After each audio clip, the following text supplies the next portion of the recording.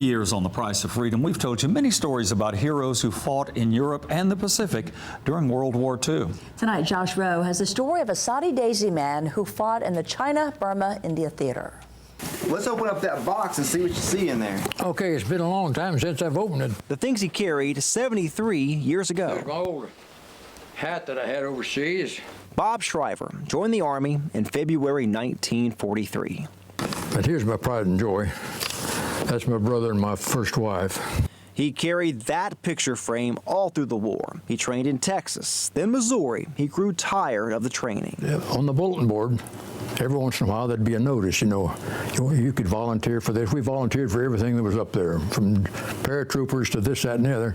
And they had one that come on and said, they wanted a 90-day mission, did dangerous missions.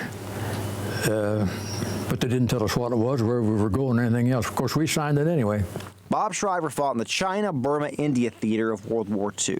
It was the spring of 1944, almost 2 years after the fighting in the South Pacific started and just before D-Day in Normandy.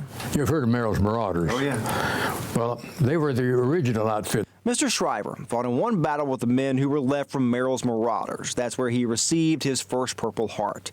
They were fighting Japanese soldiers in what was then Burma in the Battle of Michinaw. Then, being real brilliant, I said, I better see what's going on. I raised up to look, and bam, he picked me off on the right shoulder. And so that was the first time I was hit. He was in the hospital for 2.5 months. I rejoined my outfit. And that's when we started the Mars Task Force.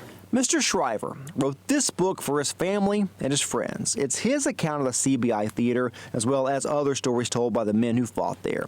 He wrote about the rugged mountainous terrain and how they used mules to help them carry their gear, and about the second time he was hit that knocked him out of the war. He told me he's proud of what he and the rest of his generation did in World War II. It was amazing that all the people that I knew were just anxious to get into it, to save the country. And we came a lot closer to losing it than anybody can imagine. He was only in the war for about a year and spent a lot of that time in the hospital, but he says he'll never forget what he saw in 1944 and 1945. Josh Rowe. We couldn't be more proud. As far as I'm concerned, we saved this country. News Channel 9. Mr. Shriver had two brothers. One fought in Europe, the other fought in the Pacific in the war. To see any of our Price of Freedom stories, just go to our website, newschannel9.com.